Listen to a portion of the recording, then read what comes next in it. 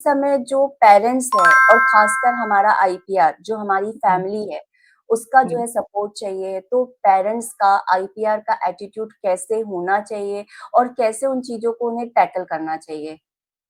Attitude तो positive ही होना पड़ेगा शिल्पा। अगर आप पहले ना फैमिलीज़ में सबसे बड़ा प्रॉब्लम होता है कि एक्सेप्टिंग, ठीक है? हुँ, जो हमने फर्स्ट वीडियो में आपने डिस्कस किया। फिर yes. Accepting and action and attitude, ये जो वर्ड्स है ना, ये सारे होने पड़ेंगे। Again it's a combination. हाँ, हुँ, आप विदाउट एक्सेप्टेंस अगर एक्शन ले रहे हो, जैसे सिर्फ थेरेपी, मेडिकेशन जो भी आप दे रहे हो, होम्योपैथी दो, एलोपैथी दो, जो भी आप दे रहे हो हुँ, और उसमें एक्सेप्टेंस लैकिंग है हुँ, और आप है ना डेवलपमेंट या इम्प्रूवमेंट एक्सपेक्ट नहीं कर सकते हो।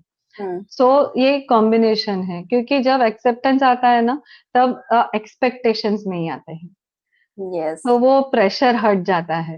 तो ये इतनी छोटी बात है क्योंकि क्या होता है ना, most of the time parents नहीं कर पाते हैं एक्सेप्ट और एक्शन लेते रहते हैं। जैसे रोज थेरेपी लेके जाएँगे, रोज दवाई देंगे, टाइम टू टाइम उसको ये डाइट देना है, वो डाइट देना है, ये एक्सरसाइज कराओ, वो एक्सरसाइज कराओ।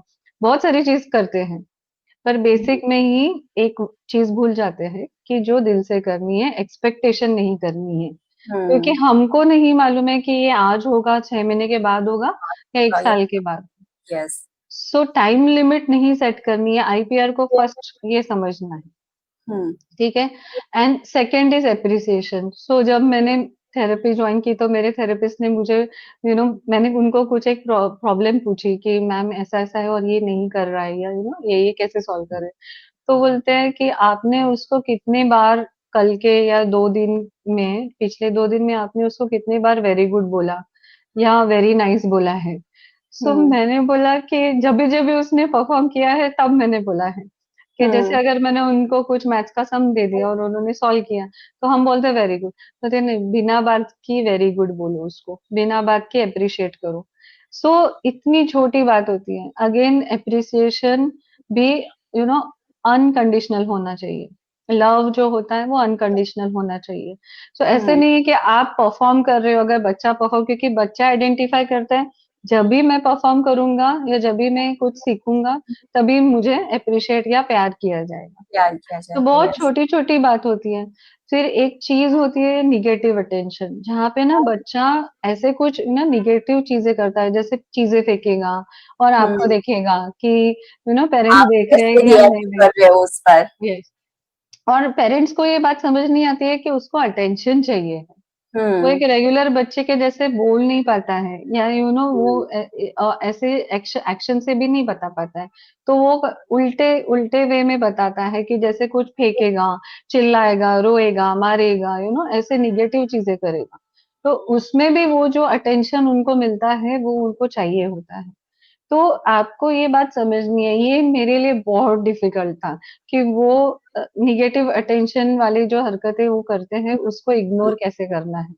सो हुँ, बच्चा कभी-कभी हमको ये बताया गया था थेरेपी में कि अगर बच्चा आपके सामने टैंट्रम थ्रो कर रहा है, तो आप इसको इग्नोर करना है और आप उसके साथ नॉर्मल बिहेव करना है। ये बहुत डिफ़िकल्ट होता है आईपीआर के लिए, कि जैसे मेरे पास पेशेंट्स आते हैं, तो उनका फर्स्ट कंप्लेन होता है कि बच्चा सिर्फ़ फैन को ताकते रहता है, स्टेयर करते रहता है या सिर्फ़ स्पिनिंग कर रहा है या सिर्फ़ हँस रहा है।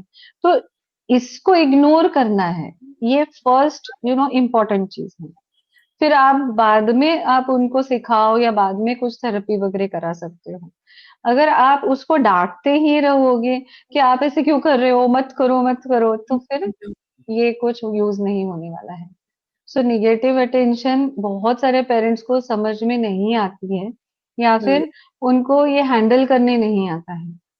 सो आप थेरेपिस्ट की मदद लो और आपको खुद के अंदर कंट्रोल बहुत डेवलप करना पड़ता है। सो हुँ।